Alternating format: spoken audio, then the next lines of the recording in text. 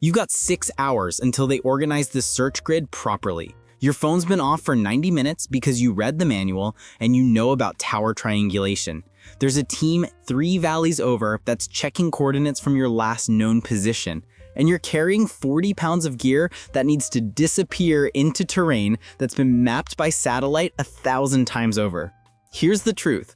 You can't outrun tracking. You can only outlast attention spans.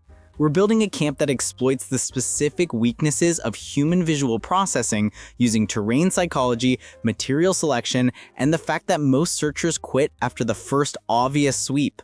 Phase 1, location selection. Your brain wants high ground, visibility, defensibility, that survival manual nonsense about command of the terrain. Wrong. You want the overlooked space, the spot that makes zero tactical sense. Find terrain depression. Not a valley that's too obvious, a subtle dip. A fold in the ground where 2 slopes meet at an awkward angle. The kind of spot that's annoying to walk through so people naturally route around it. When someone scans an area, their eyes follow the path of least resistance. They look where they'd want to go. You're setting up where nobody wants to be. Vegetation density matters, but not how you think. Dense cover draws attention. Searchers know people hide in thick brush, so they check it. You want transitional zones, the messy area between 2 types of terrain, where the pine forest grades into scrub oak, where the meadow edge bleeds into scattered rocks. These spaces confuse the eye because there's no clean category. The brain has to work harder to process mixed environments, so it glosses over details. You're hiding in cognitive friction. Check the canopy from below. Then check it from above using that ridge 200 yards out. Your camp needs overhead concealment from 3 angles minimum because drones don't scan, they map. A solid canopy blocks thermal in summer. In winter, you need broken cover that disrupts your heat signature into scattered patches that read as warm rocks or sun-heated deadfall. Never set up on game trails or near water sources. Every tracking manual on Earth says people need water, so that's the first place they look. You'll cache water a quarter mile away and visit it twice a day maximum, using a different route each time. Same with firewood. Gather it 300 yards out in a spiral pattern. Never from your immediate area, because broken branches and disturbed ground create a radius of disturbance that shows up in aerial photography as textural change. You're not building a campsite. You're building an absence of information. Phase 2, breaking visual patterns. Human eyes are pattern recognition machines. They scan for geometric shapes, straight lines, color contrast. Your tarp is a blue rectangle. Your tent is a dome. Everything you own screams foreign object. Ditch the tarp or bury it under leaf litter until it reads as ground texture. Use natural materials. Lean branches against a log. Layer with pine needles, bark, moss. If you brought it, it's wrong. If it grew there, it's right. Phase 3, sound discipline. Every footstep is a broadcast. Every zipper pull is a notification. Moving through the woods is like walking through a microphone array, and you're the only signal they're listening for. Here's what gives you away. Synthetic fabric. That nylon rain jacket sounds like a tarp being unfolded every time you move your arm. Cotton and wool don't broadcast friction. Your pack. Metal clips, loose straps, water bottles rattling in side pockets. Tape everything. Wrap cordage around metal carabiners, secure straps with rubber bands. Test your pack by shaking it hard. If it makes noise, fix it. When you move, think like water. Continuous, low, deliberate. Place your foot down outside edge first, then roll it inward, feeling for twigs before committing weight. Walk on moss, pine needles, damp soil. Avoid dry leaves and gravel. They're acoustic landmines. When you set up camp, every action is choreographed silence. No chopping wood. Collect dead branches you can break by hand. No metal pots clinging. Wrap gear in cloth before setting it down. Sound carries 3 times farther at night.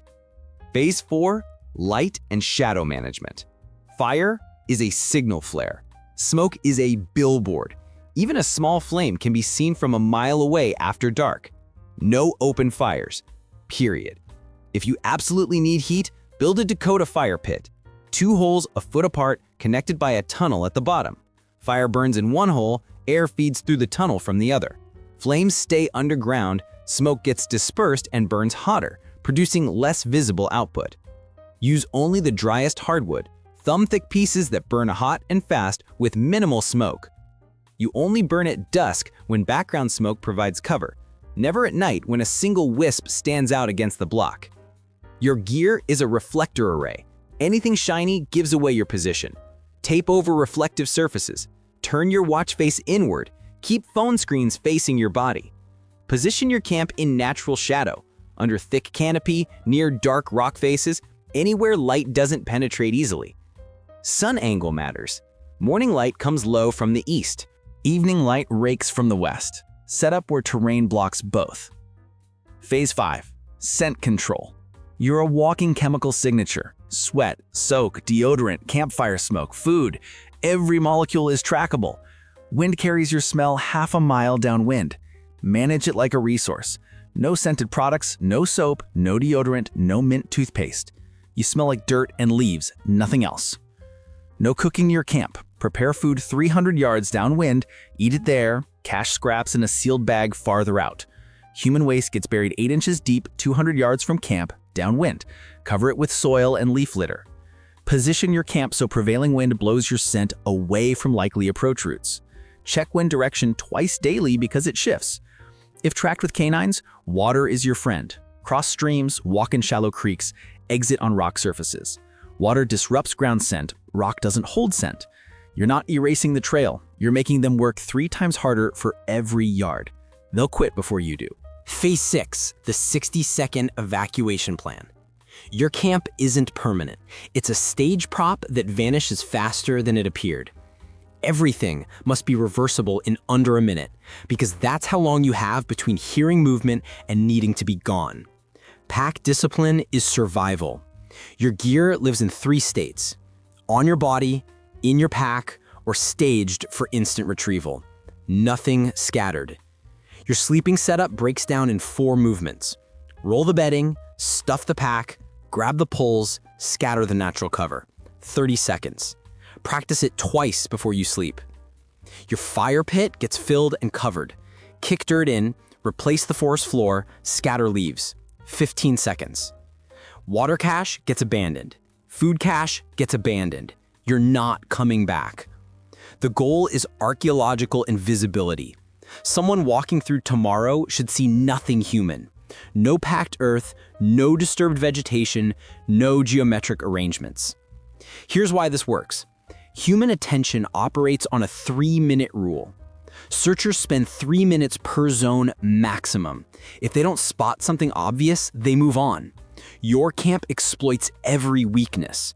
Wrong location, broken patterns, zero noise, controlled light, managed scent, instant erasure. You're not hiding from technology, you're hiding from biology, from shortcuts human brains take to process environmental data. They're looking for easy signals. You're not providing any. They'll walk within 10 feet of where you slept and never know you existed.